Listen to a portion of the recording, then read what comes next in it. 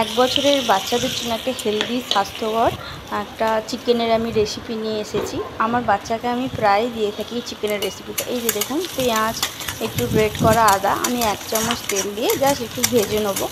একদম যে খুব কড়া করে ভাজবে এরকম না, একটু নেড়ে নেবো, জাস্ট স্মেলটা যেন চলে যায় আদা রসুনের।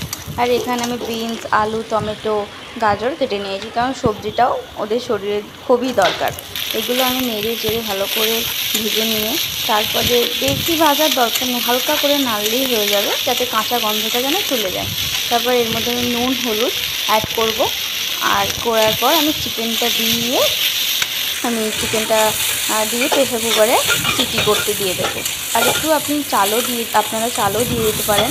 আমি তো আমার বাচ্চাকে প্রায় দিয়েই থাকি চিকেনের রেসিপিটা, খুব টেস্টি হয়।